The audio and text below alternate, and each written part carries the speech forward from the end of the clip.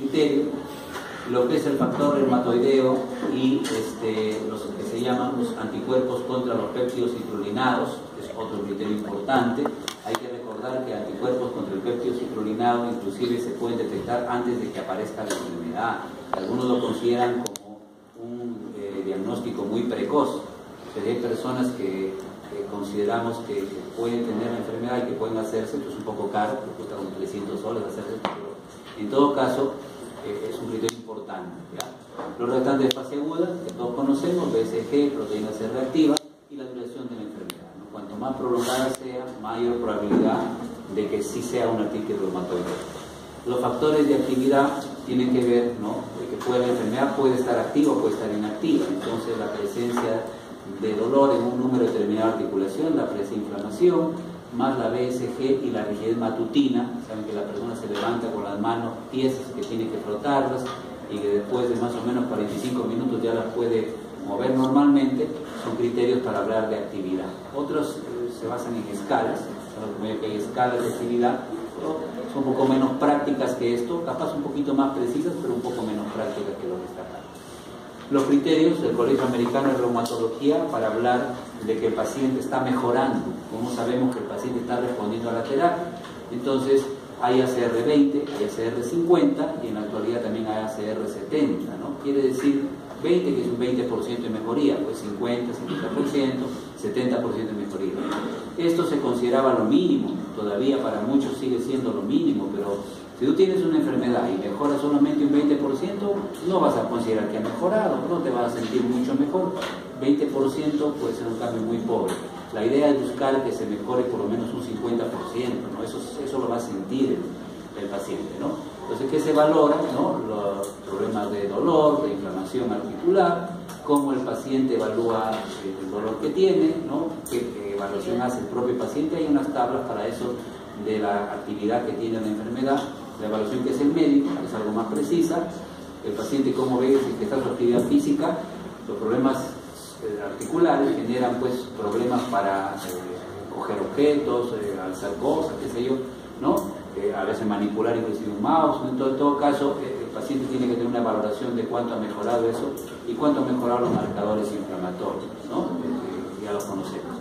Entonces, este es un programa interesante sobre el manejo de la artritis reumatoidea, ¿ya? Vamos a mencionar algunas de las cosas que siguen estando vigentes, que siguen siendo valiosas, se mantienen igual hasta la actualidad en los diferentes protocolos o algoritmos, que es un diagnóstico precoz, que es hacer una línea de base, establecer el daño, una radiografía puede ayudar a saber también cómo está la cosa y estimar un pronóstico de la enfermedad.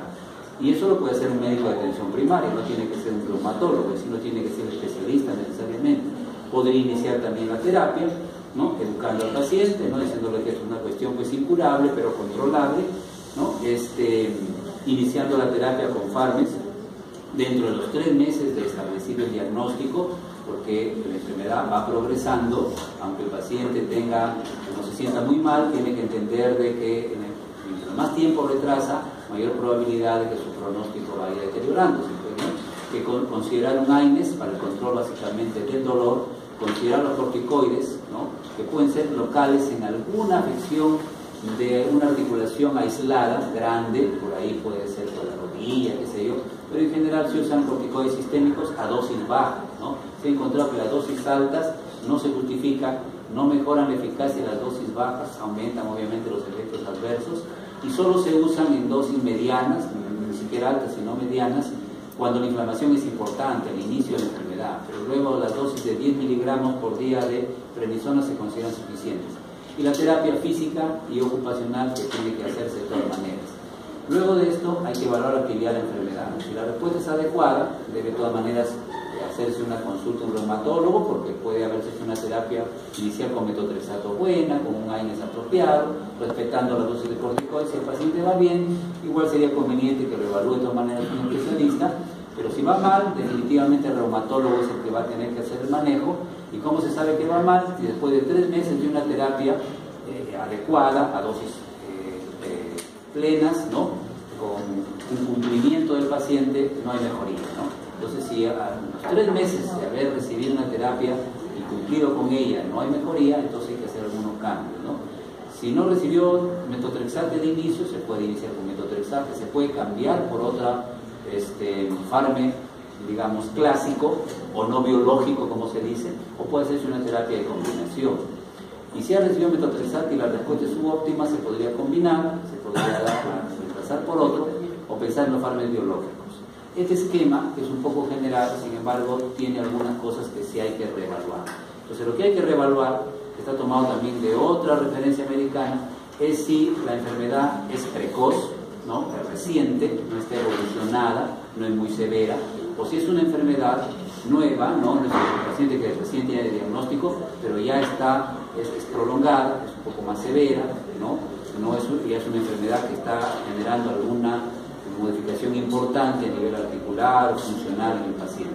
Entonces, cuando el cuadro es reciente, es precoz, hay que evaluar la severidad y se inicia la terapia con fármacos, ¿no? El fármaco de primera línea en general es metotrexate, pero se puede considerar algunos otros, como la efimosferina, como han dicho, sulfasalazina, hidroxicloroquina, dentro de los más usados. Si a pesar de eso persiste la actividad de la enfermedad, entonces se puede considerar combinaciones de fármacos tradicionales. Dentro de fármacos tradicionales podemos combinar metotrexato con sulfasalazina, por ejemplo, ¿no? Esa es una opción que se utiliza con mucha frecuencia. Pero si la actividad es particularmente importante, se puede asociar al metotrexato un inhibidor de TNF, ¿no? Un biológico inhibidor de TNF, el que dispone de Salud, por ejemplo, que lo usa solo después de que se han hecho una serie de tratamientos, porque es caro, es Etanercept, ¿no? Es Etanercept. Nosotros, golimumab, adalimumab que mencionaba, no tenemos, son muy difíciles de conseguir. Si hay algún establecimiento privado los tiene, pero son difíciles y muy caros. Entonces, lo que normalmente tenemos acá es Etanercept. La otra opción es utilizar metotrexate más un no biológico. El no biológico que tenemos es rituximab. Eso sí tenemos también. Es un poco caro, pero es uno de los de elección. Si a pesar de eso el paciente sigue con problemas, entonces hay que manejarlo con el esquema como si tuviera ya una enfermedad más evolucionada, con un peor pronóstico, más severo, en fin. Igual hay que ver cuánto es la actividad de la enfermedad. Igual se podría intentar en un fármaco con una enfermedad más evolucionada, todavía una monoterapia, ¿no? Que podría iniciarse si nunca recibió con metotrexate, pero es probable que haya alguna falla. Entonces, la combinación de fármacos tradicionales igual se puede hacer, igual hay las alternativas anteriores, pero muchas veces el paciente requiere ir a estas combinaciones de manera más precoz. Muchas veces el fármaco solo falla, muchos consideran ya empezar con una combinación, ¿no? O hacer un intento de corta duración y luego ir a una combinación de clásicos, metotrexate, sulfasalazina, y para incorporarlo a esta terapia, ¿no? Se requiere, pues, en general que haya fallado la terapia con los clásicos. Cuando estos inclusive no resultan adecuados, hay alternativas, ¿no? Que se muestran en estos cuadros, que no los vamos a detallar mucho para no cansarlos, pero la idea es que si se usa, digamos, Etanercept, ¿no? El Etanercept es un fármaco anti-TNF, ¿no? Es un biológico, es anti-TNF, ¿no? Entonces, la idea es que si hay una falla de anti-TNF, un biológico, a veces no anti-TNF, bueno, si es un no anti-TNF como rituximab, o se puede usar un anti-TNF, ¿no? Más metotrexate, o sea, Etanercept más metotrexate. Si hay falla, entonces el cambio se va a hacer por el fármaco que no se ha usado. Si al principio se usó Etanercept y falló, pues el cambio se va a tener que hacer para uno que no sería Etanercept, sino por el rituximab. Y si empezó por el rituximab y ese falló, tendrá que cambiarse por el Etanercept. A veces hay una falla dual contra ambos, ¿no? Sucede, es un paciente más raro, ¿no? Ya esto es dominio más del especialista. En todo caso, hay que ensayar otros tipos, aparte del rituximab, ¿no? Hay otros tipos de fármacos anti-TNF o no anti-TNF que se pueden ensayar, o el famoso tofacitinib. Tofacitinib, que lo han mencionado sus compañeros, que lo ven todos al final, y aparece ya por acá, es un fármaco que si bien tiene los mismos efectos de los biológicos, de deprimir la respuesta inmunológica, facilitar la tuberculosis, hacer que aparezcan infecciones en el paciente, tiene la ventaja de que se administra por vía oral, es un medicamento que no hay que inyectar, entonces el costo se reduce, ¿no? Y ha demostrado por la inhibición de las janusquinasas que tiene una eficacia por lo menos igual al Etanercept o al famoso rituximab, ¿ya? Este es un esquema, ¿no? Integrado resumidos, ¿no? Que me pareció muy interesante, una tarea de un joven alumno, no lo he elaborado yo, pero que hace un resumen, ¿no?, tanto de los fármacos que se deben usar, de algunos criterios para ver cuando se usa uno u otro. Entonces lo he dejado ahí para que sirva como una referencia cuando trabajen ustedes sus flujogramas adaptados. Quizás un poquito menos de saturación, pero si ven ustedes es una secuencia bastante clara, adaptada de una guía clínica internacional. Para terminar, nos faltan unos 7 minutos, hay que saber cuáles son las claves de un tratamiento óptimo, ¿no?, terapia temprana, empezar los fármacos precozmente, buscar una revisión absoluta de los síntomas articulares, usar corticoides a dosis bajas, evitar usar corticoides solos, infarmes, porque los corticoides no van a controlar la progresión de la enfermedad, minimizar, ¿no?, la duración, ¿no?, de estos corticoides, y siempre hacer una profilaxis para evitar la osteoporosis. Eso siempre es importante, por lo menos calcio y vitamina D, si es necesario bifosfonato, ¿no?, reconocer enfermedades coexistentes y tener un contacto con el reumatólogo. La idea, dijimos, es que por lo menos hay una mejoría del 50%. Para conseguir esa mejoría, entonces vamos a ver que quieren. Cierren la puerta, por favor, cierren la puerta. Algunas medidas adicionales, ¿verdad? Vamos a ver brevemente. ¿Cómo sabemos que ha fracasado el tratamiento? Después de 6 meses de terapia, que por lo menos se ha usado 2 fármacos estándar, es decir, recibió metotrexato más sulfasalazina, y con ello estuvo en total 6 meses, capaz empezó con metotrexato, luego se agregó sulfasalazina. Si a pesar de eso no mejoró, entonces hay un fracaso y hay que pensar muy probablemente en un biológico. Acá están las dosis de los fármacos clásicos y algunos efectos adversos, características del metotrexato, lo revisan, el mecanismo de acción de los corticoides para recordar sus efectos transcripcionales importantes para el efecto antiinflamatorio y también un poco el inmunosupresor. El glucocorticoide tiene cierta característica que es bueno recordar. Si es una artritis reumatoidea de comienzo reciente o no evolucionada, puede modificar un poco la progresión de la enfermedad, lo cual no quiere decir que se va a dar solo, siempre se da en combinación con fármaco.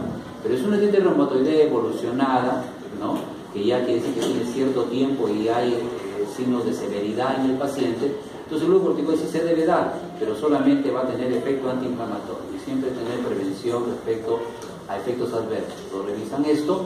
El AINES básicamente es un sintomático, ¿no? Si un paciente, igual que un asmático que usa mucho salbutamol, un paciente está con el AINES a cada rato, es probable que la enfermedad no esté bien controlada y hay que reevaluar. Capaz el fármaco está actuando mal y uno cree que está haciendo bien, que le ha quedado un poco de dolor. Si duelen muchas articulaciones, probablemente el fármaco está mal, no se va a solucionar eso con un AINES.